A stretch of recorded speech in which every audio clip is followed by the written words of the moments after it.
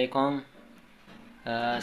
Sir Imran साहब का मैं बहुत ज़्यादा मशकूर हूँ, शुक्रगुज़ार हूँ कि उन्होंने जो है मेरी रिक्वेस्ट पे उन्होंने नोट्स भेजे अपना कीमती टाइम निकाल के।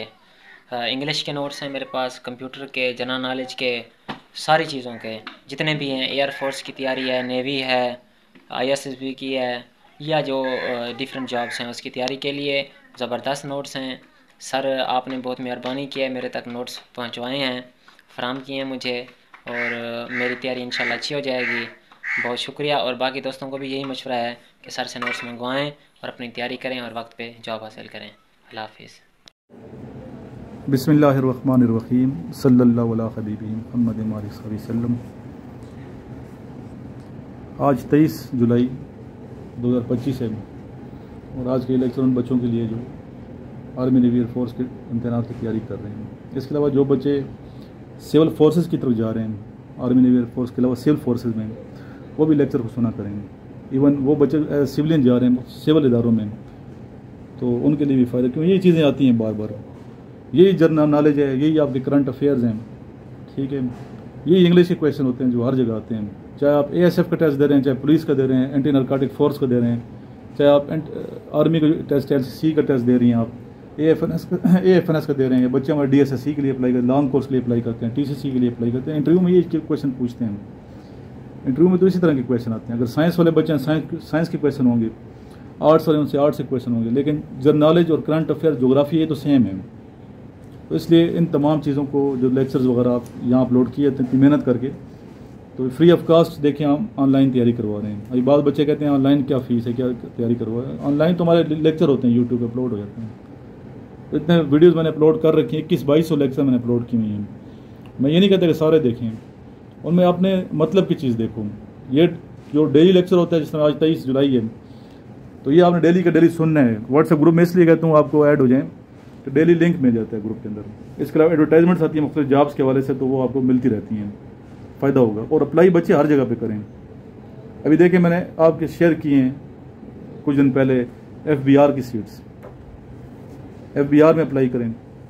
इसके अलावा पाकिस्तान रेलवे की आती हैं सीट्स, उसमें अप्लाई करो, ठीक है। इसके अलावा PIA में आती हैं, एयर होस्टेस की आती हैं जॉब्स। बाद बच्चों में सिर्फ इंटरव्यू होता है एयर होस्टेस के लिए, तो अप्लाई करें, टेस्ट के लिए जाओ। एक बच्चा अगर PMA लॉन्ग कोर्स की तैयारी कर रहा है ना, Pakistan military academy long course के लिए, वैसे ही जाया करो इंटरव्यू के लिए। यहाँ कितने ज़्यादा कॉल सेंटर्स हैं, चाहे आप जॉब करते हैं या नहीं करते, वो तो बात की बात है ना। आप सिर्फ इसलिए जाया करो कि मुझे सेलेक्ट करता है कि नहीं करता, या फीमेल आगे बैठी है कॉल सेंटर में, मुझे रखती भी है कि नहीं रखती। और अगर सेलेक्ट नहीं करती उनसे आप पूछ भी सकते हैं कि मैडम क्यों नहीं रखा, मुझे क्या कमी थी मेरे में, और वो कमी ख़त्म करें।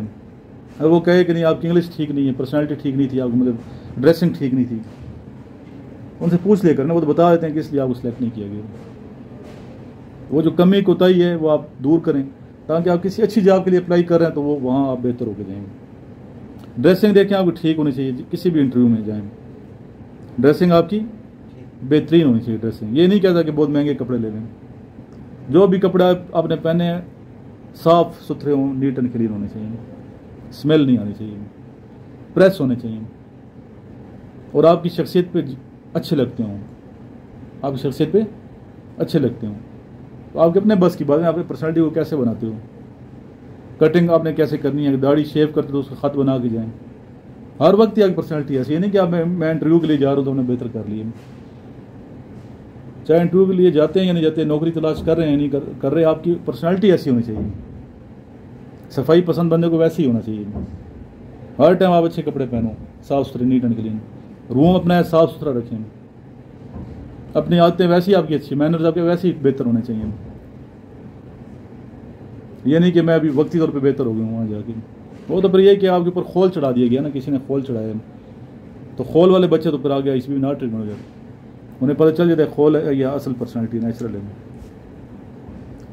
तो नेचुरल अपनी पर्सनैलिटी आपने ऐसे अपने आप को ग्रूम करना है, अपने आप को तरबियत खुद करनी है, ठीक है, कि हर हवाले से आप बेहतर हों, बेहतर से बेहतरीन हो। अगर बेहतर है तो उस बेहतरीन करने की कोशिश करें, दी बेस्ट हों, तो फिर देखना कैसे सेलेक्ट नहीं होते।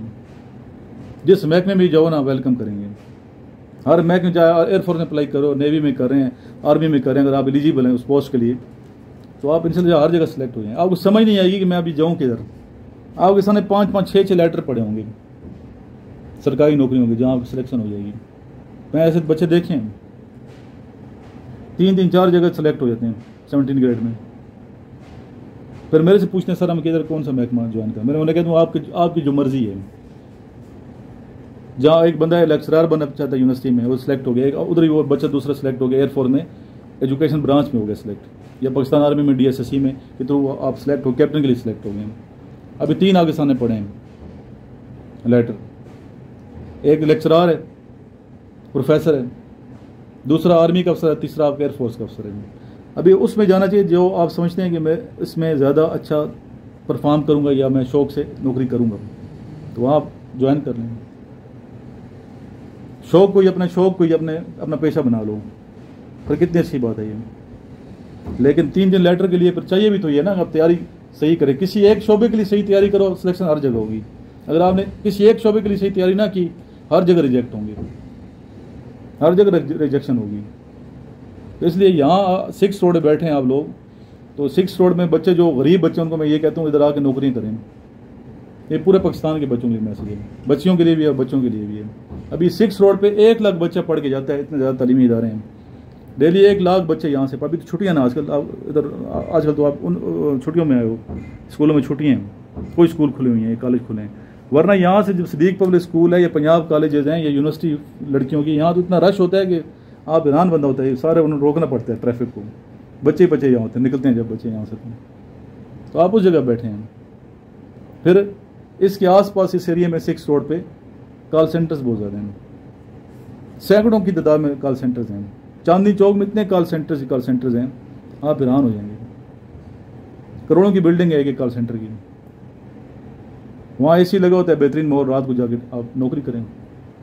ये नहीं कि फीस सर मैं नहीं दे सकता, खुद कमाओ ना, खुद कमा के आप खुद खर्चा करें। मैं ऐसे बच्चियों के लिए खुद कमाएं।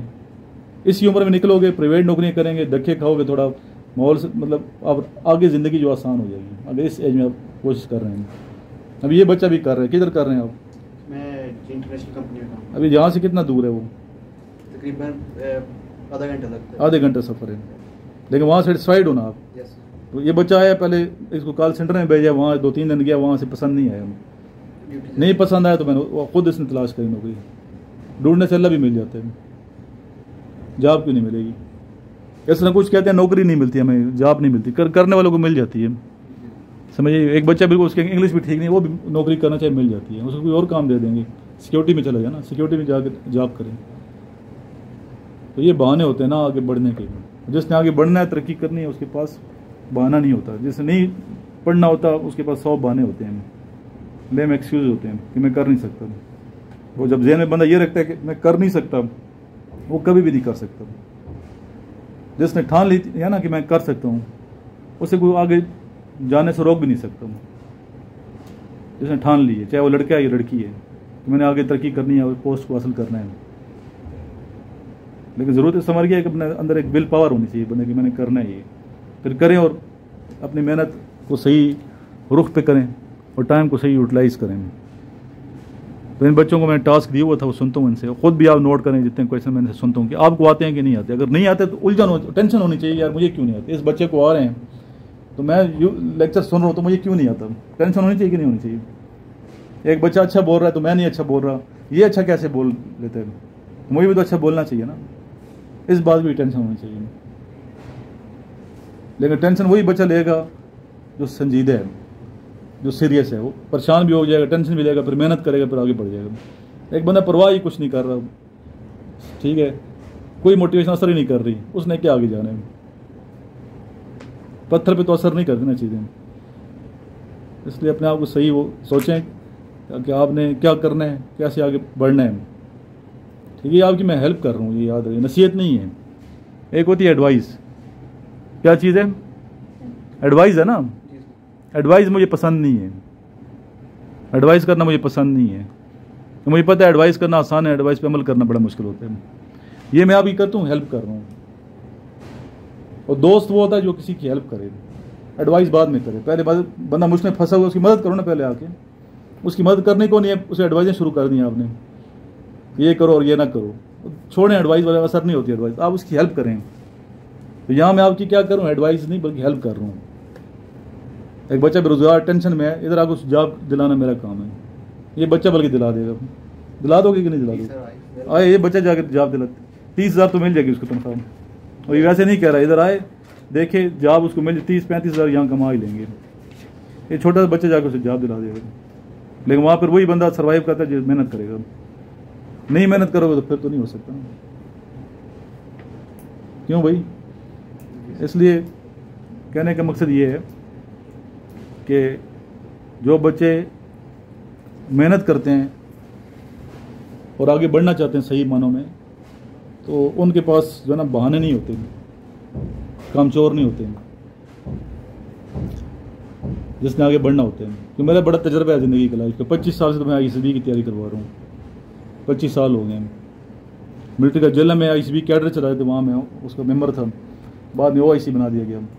तो मिलिट्री का सुई में भी ICB की तैयारी मेरे पास थी, ICB की चीज़ें हमने तैयार की हुई हैं, मिलिट्री का मरीज में भी और मिलिट्री का सुई में भी। तो मुझे पता है बच्चे कैसे तैयारी करते हैं। ये टोटल ISB का जो है ना, अगर सही एक बंदे को क्विक जहन रखता है, उसको मैं गाइड करूँ, टोटल ये 14 दिन का काम है। कितने दिन का काम है? 14 डेज़ का काम है ISB की बात। वहाँ सिर्फ 14 दिन का कैडर चलता है। इस तरह जो HRDCs में चलता है वो कितने दिन का चलता है? 2 हफ्ते का चलता है। 14 दिन की मार है ये टोटल।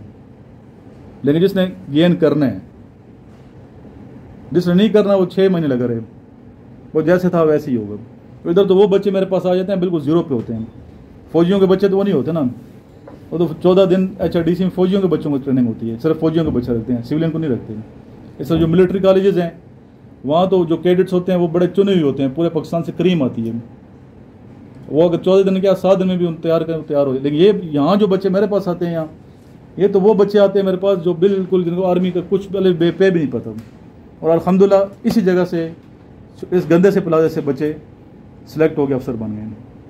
रगड़ा थोड़ा ज़्यादा दिया ना, 6 महीने पढ़ाए। इस तरह फिजिकल जो करते हैं, एक्सरसाइज करवाते हैं बच्चों को, जो बनी हुई है क्या कहते हैं फिजिकल, यहाँ पे ग्राउंड्स हैं, और हमारा टीचर कराता है, वो बड़े टफ किस्म की एक्सरसाइज होती है। अभी आपको फिलहाल इसलिए नहीं कर रहा कि आप ज़ाहिर है कि अभी स्टार्ट में बैठे हैं। जी अभी पूछता हूँ इन बच्चों से कि क्या इनकी परफॉर्मेंस है। What is the real name of Imam Bukhari रहमतुल्लाह अलैह? Imam Shafi. Imam Shah Ismail Bukhari. How many rivers are there in Punjab? 5। जी आप बताओ बच्चे, टोटल रिवर कितने हैं? 24। Who is the founder of Khilji dynasty? Jalaluddin Khilji. ठीक है। When was the Liaquat Nehru pact signed between India and Pakistan? Sir 1916। नहीं, sir 1950। 1950। The book Heer and Ranjha was written by? Waris Shah. On which river is Tarbela dam is situated? Sir Indus. Indus. आजकल बहुत पानी आया हुआ तरबेला में, बिल्कुल आखिर उन्हें सारे स्पेलवे सारे खोल दिए। अल्लाह खैर करे। Who is the first Nobel prize holder? Henry Dunant from Switzerland. ठीक है, Henry Dunant, Switzerland. What is the capital of Jamaica? Jamaica. Kingston. Kingston. Kingston. When was SAARC established? 1985। December 1985. Why Karachi is famous for? Seaport. Seaport को उर्दू में क्या कहते हैं? बंदरगाह। बंदरगाह। Which country is called the land of pure people? Pakistan. Where is Mangla Dam situated? Sir river Jhelum. ठीक। Which city is called the city of sports in Pakistan? Sialkot. Which city is called the city of colleges? Lahore. Which city is the largest? Which is the largest desert in Pakistan? Thar. Which area receives highest rainfall in Pakistan? Sir मरी। ठीक। What is the highest temperature recorded in Jacobabad? 53। Which is the hottest place in Pakistan? जैकबबाद। Jacobabad. कितने थे total ये? पीछे 36 से 40 तक।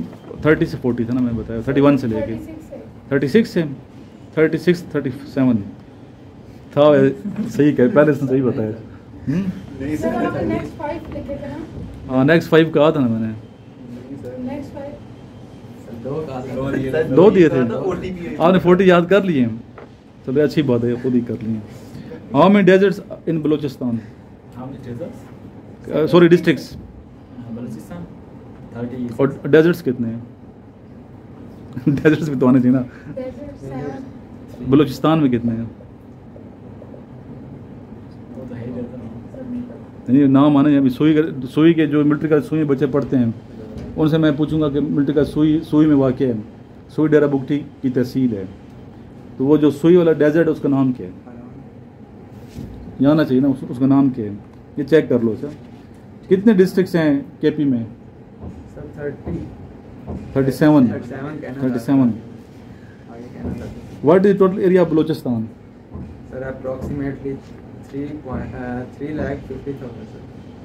नहीं पूरा बताओ exact. 3,47,000 and 190 square kilometre. what are the official languages of UNO? Arabic, France, Spanish, English, French. How many members are there in UNO? 193 countries. ठीक है। What is the time period of UNO General Assembly? 5 years. Who was the first Secretary General of UNO? July Hmm?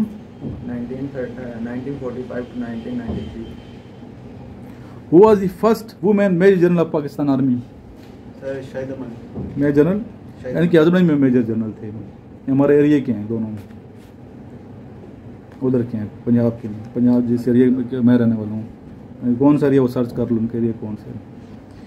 Which department secretary holds in UNO? Secretary general of UN. What is the motto of UNO? It's your When Pakistan became member of UNO? ये बहुत आता है question. yes sir. 30 September 1947. When was the United Nations founded? United States. जल्दी बताओ, जल्दी speed लगाओ। Founded कौन है, कब फाउंड हुआ, कहाँ फाउंड हुआ, हेडक्वार्टर क्या है? Headquarter of New York city.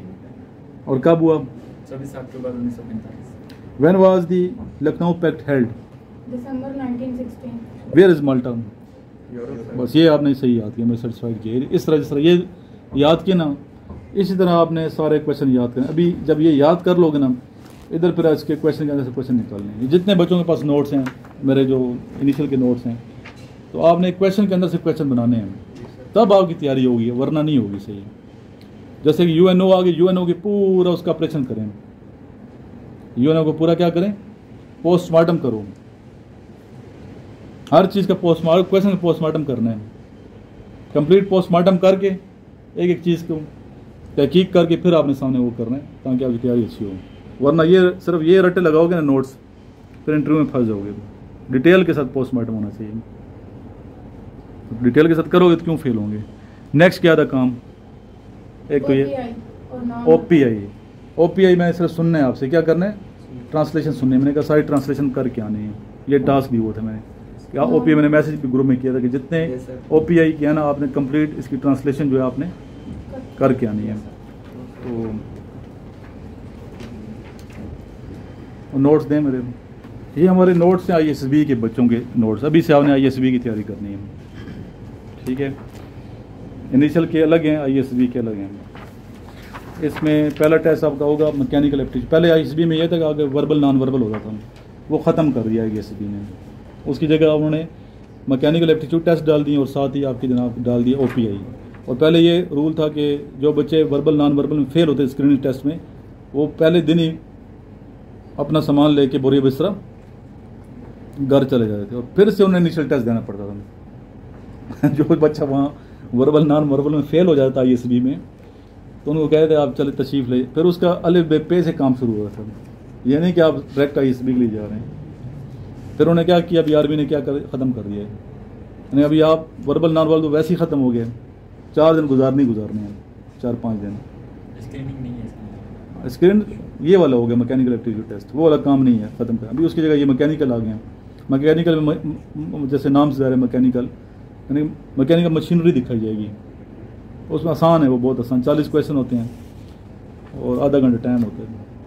और जो क्वेश्चन ये डाले हैं मैंने नोट्स के अंदर तकरीबन यही हैं, इसकी आप प्रैक्टिस सही तरीके से कर लें, ठीक है। ऐसे से मिलते जुलते होंगे। OPI तो तकरीबन यही हैं सारे में। तो OPI क्या होता है पहले आप बताओ OPI के बारे में, व्हाट इज़ OPI? OPI से बनता है क्या और क्या इसमें चेक किया जाता है? 2 मिनट बोलना है बच्चे आपने। सर OPI से सबसे पहले हम OPI को डिस्कस करेंगे। OPI होता क्या है? Occupational proficiency inventory. सर इस टेस्ट के ज़रिए इंसान की पर्सनालिटी जज की जाती है, इंसान की सोच को जो है वो परखा जाता है, और इससे इंसान की पॉजिटिविटी और नेगेटिविटी की हद पता चलती है बंदा किस लेवल पे है, और ये फ्यूचर में क्या करेगा, और इसने पास्ट में अपने क्या किया है और प्रेजेंट में क्या कर रहा है। इससे इंसान की पर्सनालिटी जाहिर होती है। आप बताएं बच्चे OPI क्या समझे OPI के बारे में? सर इसमें लाइक बंदे को जज करते हैं कि कैसा अपने ज़िंदगी में था या कैसा है, कैसा चलेगा ये वो ज़िंदगी में। टेस्ट कैसे होता है, पैटर्न क्या है आप बताओ बच्चे? डिटेल कितने क्वेश्चन होते हैं? 150 होते हैं। कितना टाइम होता है? 30 to 40 minutes। जी आप बताएं कैसे होते हैं? स्टेटमेंट दी जाती है, उसके नीचे 7 ऑप्शन होते हैं, वो सब क्वेश्चन के लिए सेम ही ऑप्शन दिए जाते हैं। स्ट्रांगली एग्री, फिर उसके बाद मोस्टली एग्री। सेंटर में क्या दायरा होगा? दायरे होते हैं, क्या होते हैं? एक को आपने फिल करना है, एक क्या करना है आपने? फिल करना है या टिक, वो बता देंगे फिल करना है या टिक करना है, ठीक है। समझ आई ना बात? वो दिखा दो, सामने दिखा दें। इस तरह के दायरे होंगे, ये आपका मज़ीद उसको करीब कर दें। इस तरह का टेस्ट होगा, ठीक है। जिस तरह ये अभी सेंटर वाले को क्या कहते हैं हम? न्यूट्रल। लेफ्ट में पहले वो क्या कहेंगे? पहले वाले को स्लाइटली डिसएग्री, एग्री या डिसएग्री? Agree, sorry. और राइट वाले पे डिसएग्री, ठीक है ना। स्लाइटली पहले क्या है? स्लाइटली थोड़ा सा, नहीं पहले न्यूट्रल के साथ वाले को स्लाइटली थोड़ा सा मैं एग्री करती हूँ या डिसएग्री करती हूँ। उसके बाद जो दायरे हैं दोनों, डिसएग्री वाला और एग्री वाला, उसमें मोस्टली एग्री डिसएग्री है। उसके बाद नेक्स्ट जो है वो स्ट्रांगली है। मोस्टली के बाद क्या है?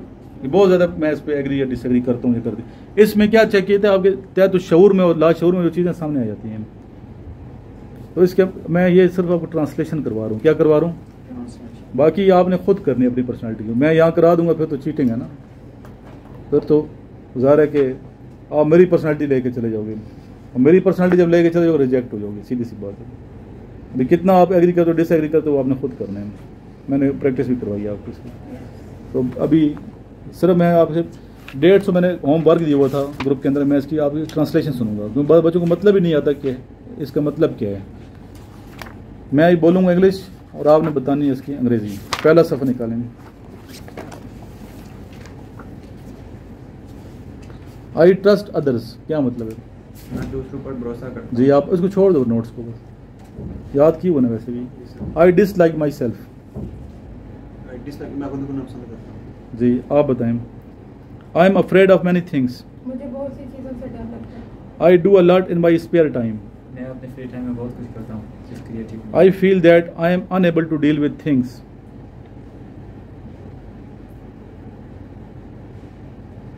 जी आप बताओ। मैं ये सोचता हूँ कि मैं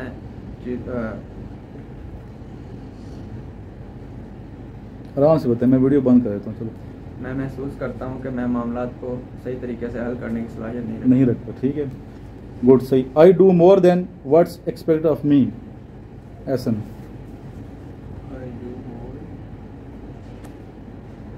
मैं उससे ज़्यादा करता हूँ जिससे मेरे को ज़्यादा किया, जिसकी मुझसे तवक्को की जाती है कितना कर लेता हूँ, उससे ज़्यादा कर सकता हूँ। क्या कर सकता हूँ? उससे ज़्यादा कर लेता हूँ। I take advantage of others. मैं दूसरों का फ़ायदा उठाता हूँ, ठीक है। I know how to get things done. मैं जानता हूँ कि चीज़ों को कैसे मुकम्मल किया जाता है, कैसे किया जाता है। I don't have time for other people. मेरे पास दूसरे लोगों के लिए वक्त नहीं है। आई am not interested in theoretical discussion. मैं नजरियाती कामों को नापसंद करता हूँ। नजरियाती मुबाहिसे को डिस्कशन। जी next. I break my promises. मैं अपने वादे तोड़ती हूँ। I always leave the place in a mess. मैं हमेशा बुरी मजलिस से छोड़ देता हूँ। यहाँ मेस से मुराद वो मेस नहीं है जो मेस है कैडेट मेस या ऑफिसर मेस या जेसीयू मेस या ओआर मेस। यहाँ से मैस से मुराद बुरी जगह है, मजलिस है, बुरी जगह या बुरी society. I boost about my virtues.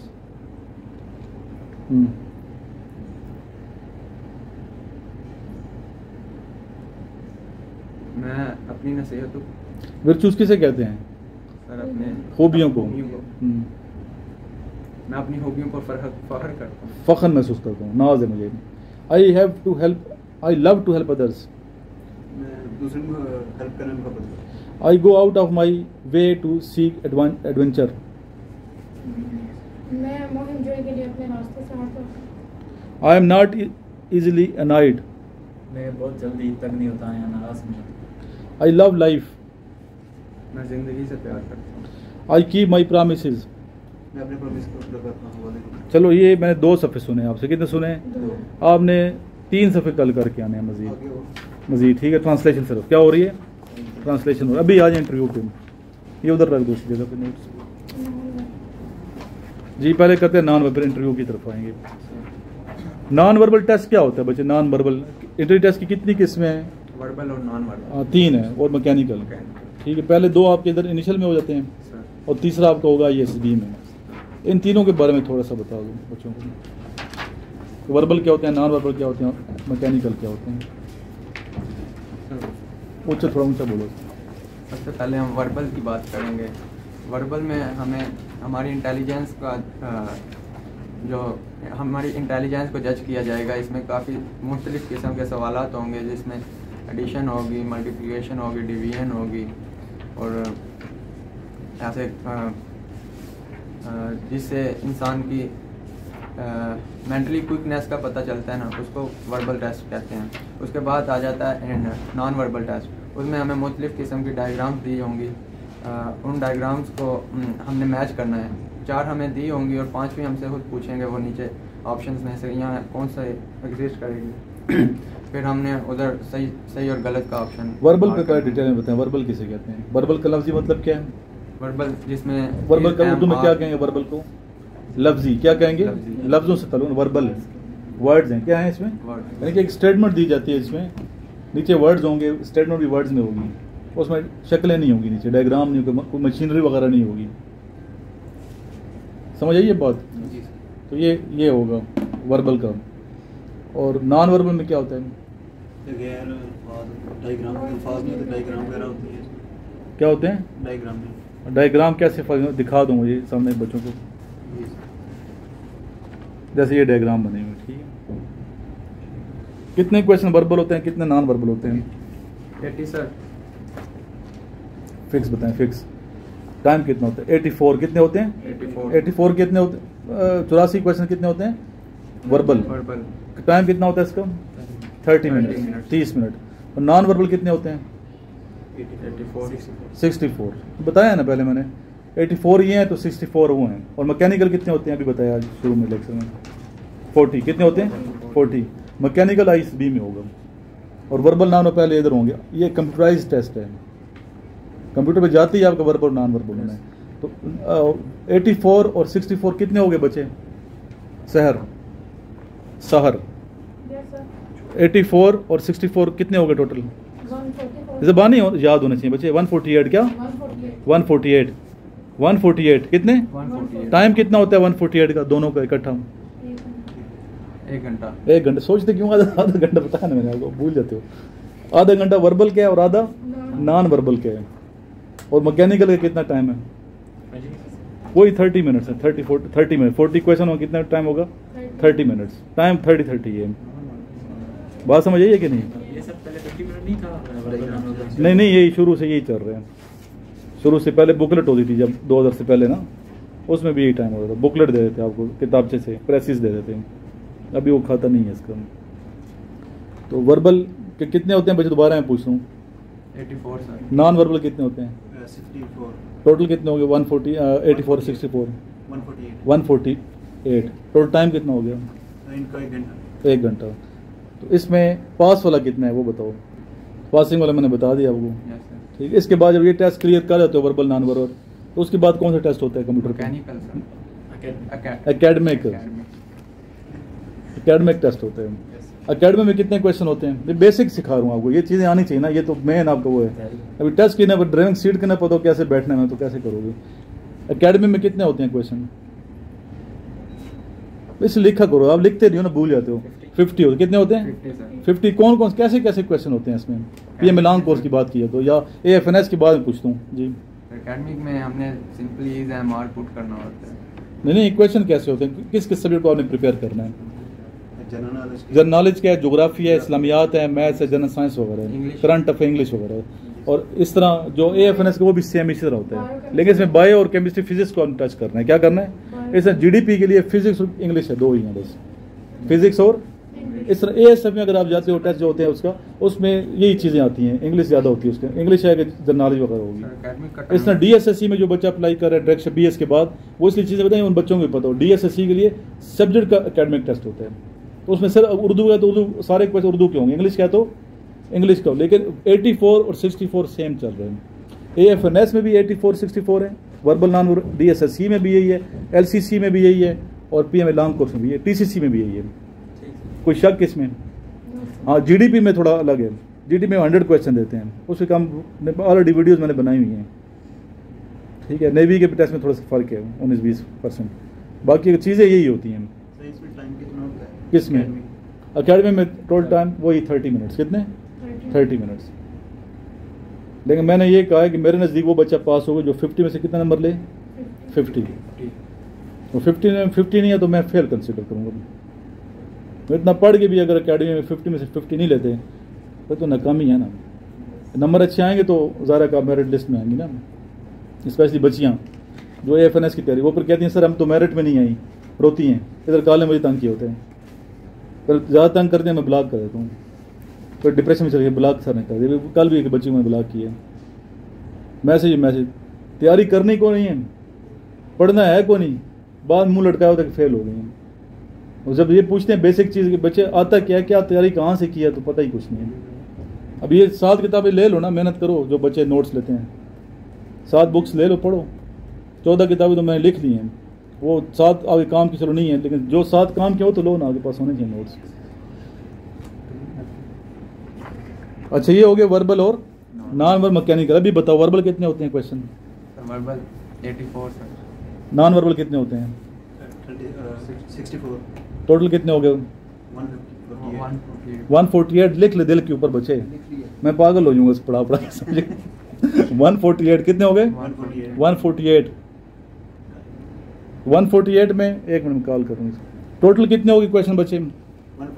148। एक उधर टेंशन डाली हुई है, आप लोगों ने टेंशन डाली हुई समझिए, एक उधर उसने डाली हुई है, को नंबर ब्लॉक कर रहे हैं उनको। तो कितने हो गए टोटल? 148। मैकेनिकल कितने हो गए? मैकेनिकल कितने टेस्ट हैं, क्वेश्चन है? 40 में से कितने टाइमिंग है? 30। पासिंग क्राइटेरिया क्या है?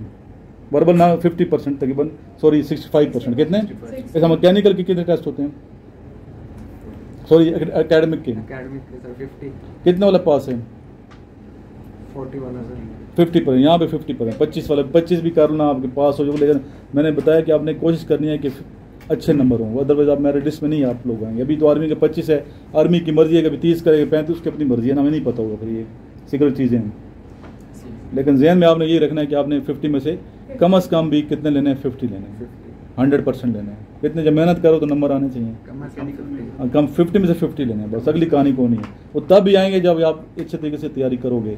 नोट्स ही पढ़ने हैं, नोट्स के अलावा अपने नोट्स ही बनाने हैं, वीडियोज़ भी देखनी है, हर काम करना है।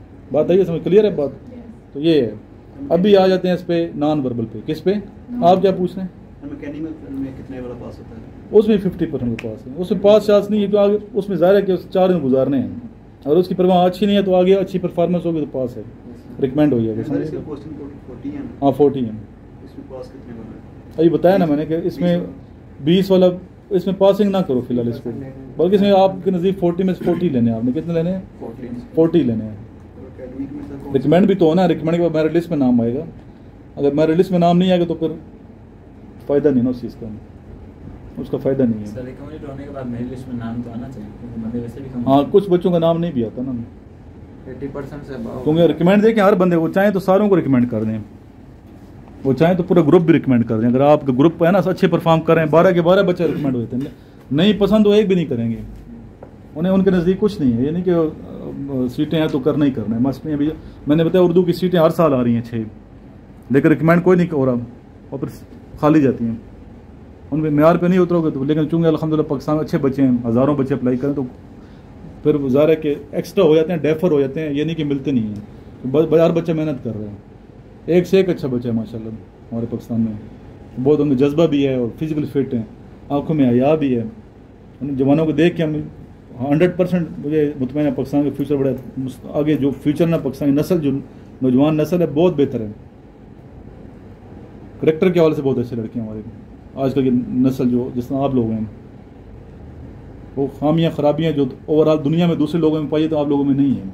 वतन से मोहब्बत के, दीन से मोहब्बत के जज्बा भी है। बच्चे उठते हैं, नमाज़ पढ़ते हैं, फजर की तिलावत करते हैं, अच्छी मतलब वो ठीक हैं। मैक्सिमम बच्चे क्या हैं सेटिस्फाइड, मतलब उनसे मैं सेटिस्फाइड हूँ बच्चों से, स्टूडेंट्स से, अपने खासतौर अपने जो स्टूडेंट्स हैं। बात करने का तरीका भी है माशाल्लाह, आते भी इधर बच्चे भी, जो मेरे पास खुशकिस्मती मेरी है कि यहाँ वही बच्चे आते हैं जो अच्छे लड़के होते हैं। मैक्सिमम वही बच्चे, मैं दुआ भी यही करूँ मेरे पास वही बच्चा है जिसने रिकमेंड होना होता है, आगे सिलेक्ट होना, ज़िंदगी में कामयाब होना होता है। तो बच्चे अगर PMA में सिलेक्ट नहीं भी हो गए ना, बहुत बच्चे नहीं भी होते यहाँ आके, लेकिन वो अच्छे शोबे में चले गए हैं, सिविल में भी गए अच्छे, वो अभी मुझे मिलने आते हैं, यहाँ पे याद करते हैं। तो बाद दफ़ा फिर मैं जानबूझ के उन बच्चों को ग्रुप से निकाल देता हूँ, यानी कि जो बच्चे यहाँ से अकेडमी से पढ़ के उनको आप लोगों को ग्रुप से निकाल दूँगा। उसकी रीज़न ये नहीं है कि आप मेरे से पढ़ रहे हो ग्रुप से निकाल दिए, उसकी रीज़न ये होती है कि मेरी लोकेशन का ना पता चले। जो मैं ज़रा जब मैसेज करूँगा बेटा मैं पिंडी आने वाला हूँ, वो जो जत्था जो पढ़ गया वो इधर पहुँचा हुआ, टाइम ज़ाया करेंगे फिर वो तो ठीक मोहब्बत कर रहे हैं मेरे साथ, उनकी मेरे से क्या है, अकीदत है, मोहब्बत है। लेकिन अगला बंदा तो बिजी है ना यहाँ पे, अभी मैं क्लास ले रहा हूँ, अभी देखो घर से काले डिस्टर्ब होता हूँ कि नहीं होता। ये नहीं मेरे में कोई वो अल्लाह माफ़ करके गुरूर तकब्बर है, होना भी नहीं चाहिए बने में, लेकिन मसरूफियात कभी मैं ये काम करूँ लिखने में, कोई कभी क्या करूँ, तो बच्चे तो सैकड़ों बच्चे यहाँ से पढ़ के चले गए हैं। तो इसलिए फिर उन्हें मैं, हालांकि उन बच्चों को ग्रुप में ज़रूर रखना चाहिए जो यहाँ से पढ़ गए हैं। उसकी रीज़न ये है कि वो बच्चे आगे फिर दूसरे बच्चों को लाते हैं, लेकिन मैं ग्रुप से निकालता हूँ स्टूडेंट इस रीज़न की वजह से। कि ज़्यादा बच्चा मेरे पास आए दरवाज़ा, ये तो नहीं कहूँगा बेटा चले जाओ, वो आएगा तो चाय भी पिलाऊँगा, गप से भी लगाऊँगा, लेकिन रोज़ पर यही काम होगा ना, डेली जब यही काम होगा तो फिर मेरा टाइम ज़ाया होगा। इसकी तो ज़रूरी नहीं कि आप किसी से मोहब्बत कर रहे हैं या किसी से अकीदत रखते तो मुलाकात भी ज़रूरी हो, ठीक है, आपको या रोज़ मैसेज करना भी ज़रूरी हो, ये नहीं होता।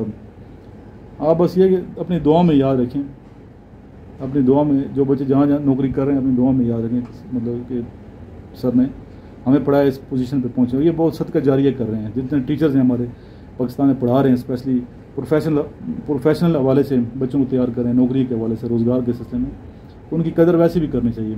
अगर मैं आज यहाँ इस पोजीशन पे मौजूद हूँ तो अपने टीचर को कभी फरमोश नहीं कर सकता। मैं मिलता नहीं हूँ उनको टीचर्स को, लेकिन दुआ में याद रखता हूँ। जब भी दुआ के लिए मैं टीचर्स को उनके नाम ले लेके दुआएं करते हैं, उनकी वजह से हम यहाँ पहुँचे हैं, और एक अकीदत यहाँ से है, दिल से है। लेकिन टीचर से कभी मिलने नहीं जाऊँगा, मुझे पता है अगर टीचर जो है वो बिज़ी होगा, उसकी क्या मसरूफियात हैं, मिलना भी हो तो पहले मैं उसे अपॉइंटमेंट लूँगा, सर से पूछूंगा सर मिलना चाहता हूँ किस टाइम में आ जाऊँ। अब जिन टीचरों से मैं मिलता हूँ पहले पूछता हूँ सर, उनका टाइम कीमती है। तो बच्चों को खुद भी एहसास थोड़ा होना चाहिए इस हवाले से।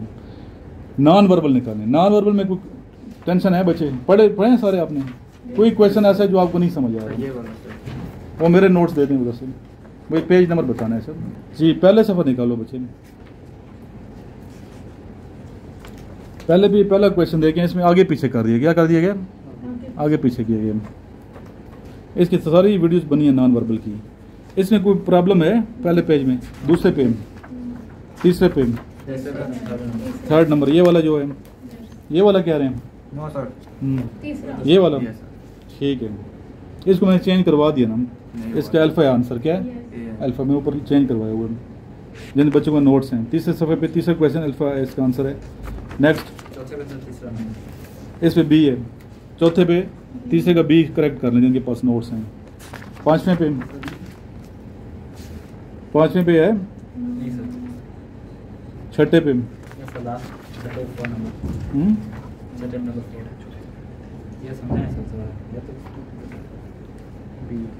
इसमें करीब तक देखना है आपने, क्या देखना है कि सर्कल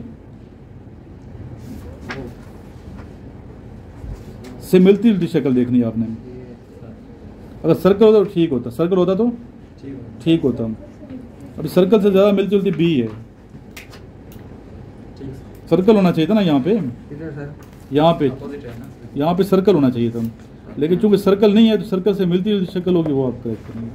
नेक्स्ट 7वें पे है, 8वें पे है, 9वें पे,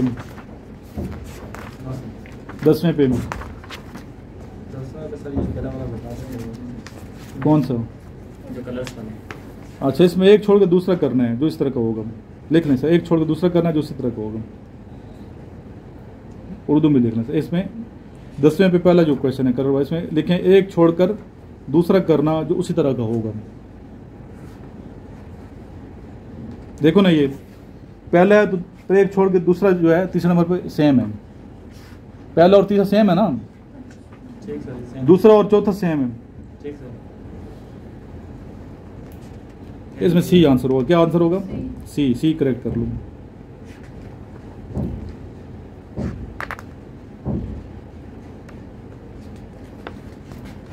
ग्यारहवां पे 3 नंबर सर। 3 पे बी करेक्ट है।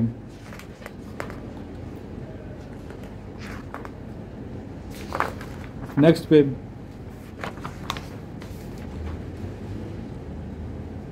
है, इस पे सर 12 पे ये जो पहला नंबर है तो क्लियर नहीं है, लेकिन इसका वो आई थिंक सही है। सबसे पहले साइज देखो। क्या देखो? साइज। अभी अल्फा का साइज देखो ना, उधर फिट हो जाते हैं, बाकी साइज छोटे हैं। ठीक। साइज और इसके ऊपर से भी देखें साइज, गोलाई मोटाई देखें। नेक्स्ट देखें, नेक्स्ट पेज में 14 पे 3rd नंबर। कौन सा? ये वाला? ये कह रहे हो? ये इसमें भी वही चीज़ है, उसमें सी है। सर हमारे पास एक मिनट, सर्कल बराबर करने हैं, हर एक में 5 हैं, 10 करने हैं। क्या करना है? ऊपर नीचे 10, नीचे में देखो ना 4 आ रहे हैं, ऊपर नीचे 9 आ रहे हैं, टोटल 10 होने चाहिए थे। क्या होने चाहिए थे? नीचे डॉट्स कितने? 4 हैं, नीचे वाले में 5 होने चाहिए थे। ऊपर नेक्स्ट,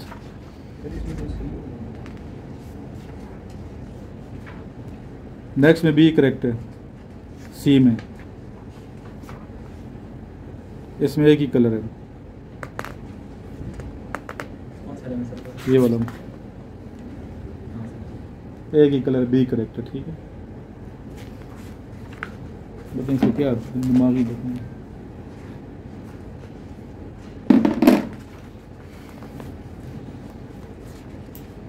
आगे वाले में इंटेलिजेंस में इनको समझना चाहिए ना कि आप क्लास में इसमें। हाँ, तो वो फिर खुद समझना चाहिए ना। असल में वहाँ बैठा हुआ बंदा, उसने भी पासपोर्ट पूछ के वो करना है, तो फटाफट एंट्री कर रहे हैं। इतनी जल्दी इमरजेंसी क्या है? मेरा बुलावा नहीं होगा, बस यही है। क्यों बचे? बुलावा तो हो रहा है सर ये ठीक है ना, ये जब रोटेट हो गए।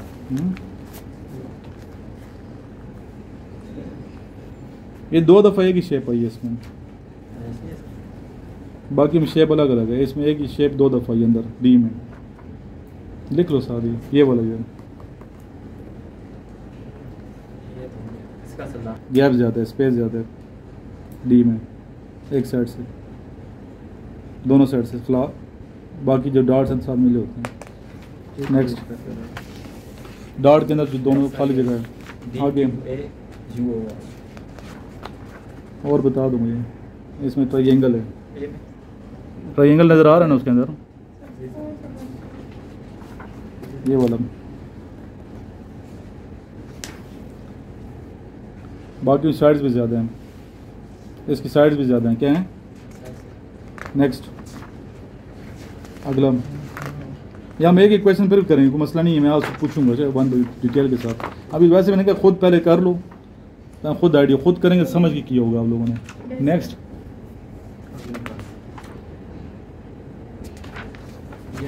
सारे हो गए। कोई शक है? नॉन वर्बल, वर्बल में कोई शक है? लास्ट वाला सर देखिए, किसका? रोटेशन है नॉन वर्बल। कौन सा लास्ट? लास्ट वाला सर रोटेट हो गया, बिल्कुल लास्ट। हाँ, रोटेट हो गया। ये बी करेक्ट है। और कुछ? नेक्स्ट क्या करना है अभी? टारगेट क्या नेक्स्ट? सार नॉन वर्बल कर लिए, एकेडमिक कर लिए, नेक्स्ट स्पीच आ गई, अपना स्क्रिप्ट, अपना स्क्रिप्ट। थोड़ा टाइम मैं लूँगा, 2 मिनट बोलना है, जस्ट 2 मिनट। स्क्रिप्ट छोड़ दो, ज़बानी बोलो उसी टॉपिक पे। नहीं कर सकते? चलो आ जाओ, आप पहले आ जाएंगे, जल्दी करो, टाइम शॉर्ट है। कालें बिगाड़ रही हैं मुझे बार बार घर से।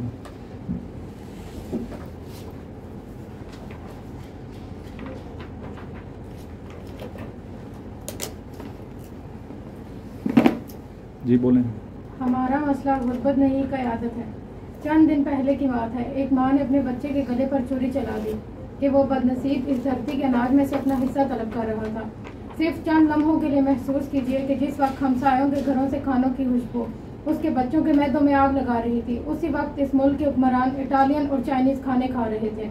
जिस वक्त वो माँ अपने कांपते हुए हाथों को फुलाद बना रही थी, उसी वक्त इस मुल्क के हुक्मरान अपनी कोठियाँ और महल तामीर कर रहे थे। जिस वक्त वो माँ अपने लाडले के गले पर छुरी चलाकर अपनी ममता का कलेजा कुर्बान कर रही थी, उसी वक्त इसी मुल्क के हुक्मरानों के बच्चों के हकीकों पर 50-50 बकरों की कुर्बानी की जा रही थी। और जिस वक्त वो 2 माह का मासूम अपने ही लहू में तर गरम छुरी की धार को महसूस कर रहा था, उसी वक्त इस मुल्क के हुक्मरान लाखों की शराब उंडेर रहे थे, उनके घोड़े मुरब्बे और उनके कुत्ते गोश्त खा रहे थे। तो फिर मैं कैसे न कहूँ कि हमारा मसला गुर्बत नहीं क़यादत है। वो ज़माने तो कब के गर्दे पा हो गए कि जब हमारे गाजियों की ठोकर से सहरा और दरिया दो नीम हो जाते थे और पहाड़ उनकी हैबत से सिमट कर राई बन जाया करते थे। वो जो माले गनीमत से ज़्यादा शहादत को मतलूबा मकसूद मोमिन समझते थे, वो जिनके लिए अरब घोड़ों की पीठ हसीनाने अरब से ज़्यादा अजीज थी, वो जिनके लिए तलवारों की झनकार से ज़्यादा कोई भी किसी भी मौसीकी का कोई भी तसव्वुर नहीं था। फिर खज़ां की बदलती हुई रुतों का दौर शुरू होता है। मोमन की तय बेनियाम होने लगती है, उनकी शमशीरें वीरान होने लगती हैं, उनके घोड़े लागर होने लगते हैं और उनके दिलों में आराइशों और आसाइशों का जंगल उगने लगता है। हुक्मरान ऐशो मस्ती के दलदल में फंसते चले जाते हैं। तो फिर मैं क्यों ना कहूँ कि हमारा मसला गुर्बत नहीं क़यादत है। आज तुझको बताऊँ मैं तकदीर उमम क्या है, आज तुझको बताऊँ मैं तकदीर उमम क्या है, शमशीर सुना वल्ताउस और रबाब है। जब मैं इस माशरे को मशरती इक़्तिदार के तराजू में तोलती हूँ तो मैं देखती हूँ कि यहाँ इक़्तिदार और जागीर और विरासत का रूप धार चुके हैं। मैं देखती हूँ कि यहाँ रियासत अवाम के लिए साहिबान नहीं, महज चंद खानदानों के लिए पासबान है। मैं देखती हूँ कि यहाँ VIP मूवमेंट के दौरान गरीब एम्बुलेंस में दम तोड़ रहा होता है। मैं देखती हूँ कि यहाँ हुक्मरानों के घरों में बिजली की बंदिश पर इंक्वायरियाँ तो बैठ सकती हैं, लेकिन जून की गर्मी में सिसकते बिलकते बच्चों का कोई पुरसाने हाल नहीं। मैं देखती हूँ कि यहाँ हुक्मरान उस वक्त अपनी जायदादों के फिजाई मुआयने कर रहे होते हैं जिस वक्त इस मुल्क की आधी आबादी सिलाब में डूब चुकी हुई होती है। मैं देखती हूँ कि हुक्मरानों के तन पर लाखों का लिबास, लेकिन अवाम के तन पर फटे हुए छितेड़े। मैं देखती हूँ कि हुक्मरानों के मर्सेंडीजों से लदे हुए काफले और गरीबों के फुटपाथों पर पड़े हुए बिस्तरे। मैं देखती हूँ कि लहलाते हुए खेतों में जवानी का समा, मगर किसान के घर में न बत्ती न धुआं। तो फिर मैं किस तरह से ना कहूँ कि हमारा मसला गुर्बत नहीं क़यादत है। उसूल बेच कर मसनद खरीदने वालों, निगाह अहले वफा में बहुत हकीर हो तुम। वतन का पास तुम्हें था न हो सकेगा कभी, वतन का पास तुम्हें था न हो सकेगा कभी, कि अपनी हिरस के बंधे हुए बेजमीर हो तुम। आज मैं अपनी नुक्ता चीनियों के बायस ये बात वाज़ा करना चाह रही हूँ जो गुर्बत को हमारा मसला करार देने पर तुले हुए हैं। अगर ये नहीं जानते तो आइए मैं बताती हूँ कि नाने जीवन पर गुजारा करने वालों ने मक्का को फतह किया, ये दौलत नहीं क़यादत थी। मोहम्मद बिन कासिम सिंध फतह कर गया, ये दौलत नहीं क़यादत थी। साइंस पर कश्तियाँ चलाने वालों ने स्पेन को ज़ेर किया, ये दौलत नहीं क़यादत थी। अफीम पीने वाले चीनी दुनिया पर राज कर गए, ये दौलत नहीं क़यादत थी। कायद आज़म कहलाया, ये दौलत नहीं क़यादत थी। तो फिर मैं कैसे न कहूँ कि हमारा मसला गुर्बत नहीं क़यादत है। ना निगाह बुलंद ना सुखन दिल नवाज ना जहाँ पुरसोज, ना निगाह बुलंद ना सुखन दिल नवाज ना जहाँ पुरसोज, ये है रखते सफ़र आज के हुक्मरान के लिए। मैं तस्लीम करती हूँ कि हमारा मसला क़यादत नहीं है अगर हमारी अपनी हारजा पॉलिसी होती। मैं तस्लीम करती हूँ कि हमारा मसला क़यादत नहीं है अगर हम IMF के भिखारी ना होते।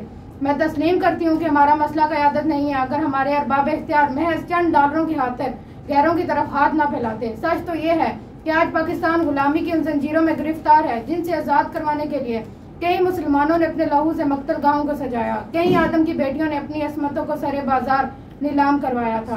क्या ये है वो पाकिस्तान? मैं पूछती हूँ आप सबसे, यहाँ बैठे हर शख्स से, क्या ये है वो पाकिस्तान? नहीं। दूसरों के टुकड़ों पर पलने वाला ये पाकिस्तान कायद आज़म का पाकिस्तान नहीं, आपका पाकिस्तान नहीं, मेरा पाकिस्तान नहीं, ये हुक्मरानों का पाकिस्तान है। लेकिन आज इस रोस्टम की वस्ताद से मैं अयाशी में डूबे इन हुक्मरानों पर यह वाज़ह करना चाह रही हूँ, अगर इन्होंने इसी तरह अपनी नाम निहाद क़यादत की कमजोरियों को गुर्बत का नाम देकर छुपाने की कोशिश की तो वो दिन दूर नहीं जब इस वतन अजीज का बच्चा बच्चा उन्हें यूं ललकारेगा। तुमने लूटा है सदियों से हमारा सुकून, तुमने लूटा है सदियों से हमारा सुकून, अब न हम पर चलेगा तुम्हारा अफसून। चारागर मैं तुम्हें किस तरह से कहूँ, चारागर मैं तुम्हें किस तरह से कहूँ, तुम नहीं चारागर कोई माने मगर मैं नहीं मानता, मैं नहीं मानता। ठीक है, आपने की हैं टोटल गलतियाँ कितनी? अच्छी स्पीच की, पहले इस बच्चे की क्लैपिंग कर दो। अच्छा, पहले से बहुत बेहतर है। रुतों रत्तों नहीं है, क्या लफ्ज़ है? छीतड़े, क्या आप कहा है आपने? छतेड़े का है। नहीं नहीं, सही करो ना उसको, मैंने गलत लिखा तो गलत पढ़ोगी। छीतड़े क्या? ये है रख्त सफ़र, यही है रख्त सफ़र, ये है नहीं, यही है, यही है, लिख लो, भूल जाओगी। रुतों छीतड़े यही है, यही है रख्त सफ़र। और अस्मतों नहीं होता, इसमतों होता है। इसमतें, इसमत, एन के नीचे क्या है? ज़ेर है, इसमत नहीं, एन के नीचे ज़ेर, इसमत है। नेक्स्ट आ जाओ आप। आखिर में हम मलक साहब को बुलाएंगे। बिस्मिल्लाहिर्रहमानिर्रहीम। मुझे आज इस मौजू पर लफ्ज़ का मौका मिला है। मौजूदा दौर में साइंसी नहीं अखलाकी तरक्की की ज़रूरत है। अखलाकी, अब मैं तेरे को एक लफ्ज़ ठीक रहा है ना, फिर गलती करते हो। नहीं नहीं, अखलाकी मैंने बताया था, फिर ज़ेर है, ज़बर है। अखलाकी तरक्की की ज़रूरत है। जनाब सदर, अल्लाह ताला ने इंसान को बहुत सी फ़िक्री और इल्मी सलाहियतों से नवाजा है और इसके अंदर अंदाज़ जस्तजू पैदा किया है। अगर इंसान अल्लाह ताला की बख्शी हुई खूबियों को खींचना नहीं है लफ्ज़, लफ्ज़ खींचना नहीं है मौलवियों की तरह। चलो, कार ना लाए तो आज पहाड़ों की गारें इसका ठिकाना ना होती। जानवरों इसकी खुराक और दरख्तों के नहीं नहीं, ये नहीं, मज़ा नहीं आ रहा। वीडियो लोग नहीं देखेंगे फिर। अच्छा, नहीं, स्टार्ट नहीं करना, टाइम ज़ाया नहीं करना ना, इधर से शुरू करो, जहाँ से जोश पैदा करना, आहिस्ते से जोश की तरफ। स्पीच लगे कि स्पीच। आज का इंसान हवा के कंधों पर सवार है, चांद की दुनिया में गामजान और गामजान। आप गामजान मत क्यों कहते हो? दुनिया में गामजान और सितारों की महफिल में हमाजन है। ये इसी तब्बर का नतीजा है। नहीं पढ़ा, लगता है पढ़ा ही नहीं है। किधर पढ़ा है बच्चे? मुझे तो नहीं लगता उस बच्चे ने तैयारी की। ठीक है, ऐसे ही है ना। आप बैठ जाओ, कल मुझे सुनाना। आप आ जाओ बच्चे।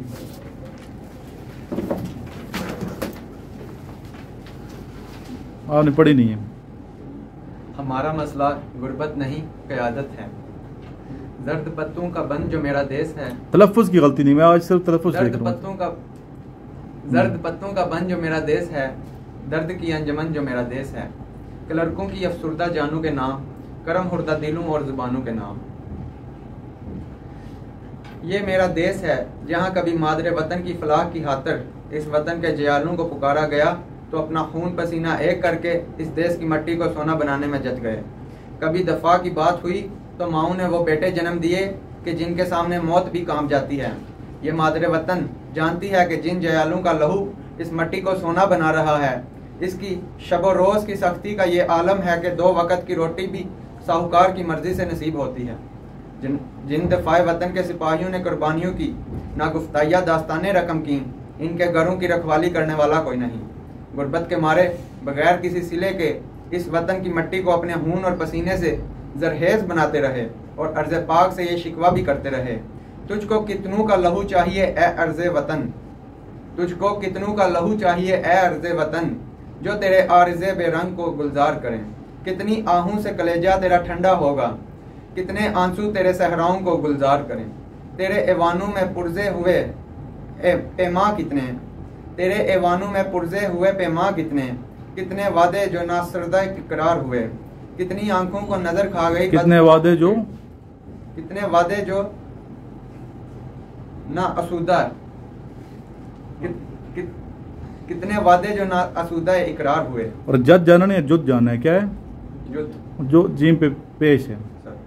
कितनी आंखों को नजर खा गई बदख्वाहों की, जो कितनी आंखों को नजर खा गई बदख्वाहों की, अलिफ नहीं पढ़ेंगे, बदख्वाहों की। ख्वाब कितने तेरी शाहराहों में संसार हुए, मगर इसमें इस अर्ज़ वतन का क्या कसूर, जब इस कौम के रहनुमाओं ने इस सोने जैसी मिट्टी को बंजर बनाने में कोई कसर नहीं छोड़ी, जिन्होंने इस अर्ज़े वतन के मुहाफिजों के खून से अपने हाथ रंगे और वतन के टुकड़े दुश्मनों को बेच डाले। इन माओं के सपूतों को खा गए जिन्होंने इस कौम की रोशनी की खातिर अपने घरों के चिराग गुल कर दिए। जी हाँ जनाबे वाला, अगर इस कौम को कभी क़यादत की नमी मैसर आई होती तो ये इतनी जरहेज साबित होती कि चश्मे जहाँ दंग रह जाती। जी हाँ जनाबे वाला, जी हाँ, हमारा मसला कभी गुर्बत था नहीं था, हमारा मसला कभी गुर्बत था ना क़यादत। जी हाँ, हमारा मसला कभी गुर्बत था ना कभी होगा, हमारा मसला सिर्फ और सिर्फ क़यादत है। जनाबे वाला, क्या ये मुफलिसी है कि तवाइफ पे एक रात में निछावर होने वाली दौलत से किसी गरीब की साल भर कफालत की जा सकती है? कसूर नहीं है, कुसूर है। काफ पे क्या पेश है? कुसूर। जनाबे वाला, क्या ये मुफलिसी है कि तवाइफ पे एक रात में निछावर होने वाली दौलत से किसी गरीब की साल भर कफालत की जा सकती है? क्या ये गुर्बत है कि बसंत के मौका पर हवा में उड़ जाने वाले पैसे से किसी नादार की जिंदगी का चिराग बुझने से रोका जा सकता है? नहीं जनाबे वाला, नहीं, ये गुर्बत नहीं, नादानी है। हमारी कौम की नादानी, हमारे रहनुमाओं और हमारी क़यादत की नादानी, इस क़यादत की नादानी जिसको आप और हमने मुंतहिब किया है। राहज़नू से तो बाग निकला था, अब मुझे राहबरों ने घेरा है। काफिला किसकी पैरवी में चले, कौन सबसे बड़ा लुटेरा है? इक़्तिदार की हवस अपने दिलों में पालने वाले, सादा लोह अवाम के जज्बात से खेलने वाले, इन रहनुमाओं ने इस कौम की बुनियाद रखने वाले बुनियाद रखने वाले नौजवानों को भी माजी का हिस्सा बना कर रख दिया है। कहीं इनकी तस्वीरें बसों के शीशे तोड़ते दुकानों को आग लगाते हुए अखबारात की ज़ीनत बनती हैं, तो कभी ये आवारा मंश लोगों की सफ में खड़े नजर आते हैं और इनका मयार तालीम। चलो कल इधर से शुरू करेंगे, टाइम हो गया, कल इधर से शुरू करेंगे, इंशान लगा लो, कल करेंगे। आपका आती कोई किस टॉपिक बोलना है आपने, ठीक है, किसी जो मर्जी आती कल में आपसे स्टार्ट करेंगे। नेक्स्ट 3 टेस्ट हैं, कितने टेस्ट हैं? 3 कर लोगे? कल छुट्टी है, बल्कि कल तुम उधर जा रहे हो ना, कल से नेक्स्ट डे 3 टेस्ट वो होंगे। आपका कोई टॉपिक तैयार, इसको आपने बेहतर करनी है, स्पीच को आप ज़बानी करेंगी। सब इसके अलावा इंटरव्यू की तैयारी करवानी है। किसकी करवानी है? इंटरव्यू में बच्चे ने फिर चले जाना है। इंटरव्यू में क्या चीज़ें होती हैं, और यही क्वेश्चन मैं इंटरव्यू को पूछूंगा। जो 3 टेस्ट हैं, आपको एक ही बच्चे को बिठा के लास्ट में दुरूशी पढ़ें। इस वीडियो को आगे शेयर करें जितना कर सकते हैं, और उन बच्चों तक ज़रूर पहुँचाएँ जो बच्चे स्टूडेंट्स हैं और आगे आर्मी नेवी एयरफोर्स की तैयारी कर रहे हैं, ताकि उन तक हमारा मैसेज जो ग्रुप में भी ऐड करें। और जो बच्चे नोट्स लेना चाहते हैं, नोट्स मंगवाएँ, जो आना चाहते हैं रब्ता करें इंशाल्लाह। यहाँ आपको तैयारी हर हवाले से कराई जाती है। फिज़िकल भी हम थोड़ा स्टार्ट करेंगे, एक्सरसाइज होगा। अभी तो जा रहे हैं ना आप लोग, तो खुद मैं अभी आपके साथ जाऊँगा देखने के लिए। एक दिन जाते हैं, फिर इंशाल्लाह शायद परसों निकल जाएंगे। अल्लाहुम्मा सल्ली अला मुहम्मद व अला आलि मुहम्मदिन कमा सल्लैता अला इब्राहीम व अला आलि इब्राहीम इन्नका हमीदुम मजीद। अल्लाहुम्मा बारिक अला मुहम्मद व अला आलि मुहम्मदिन कमा बारकता अला इब्राहीम व अला आलि इब्राहीम।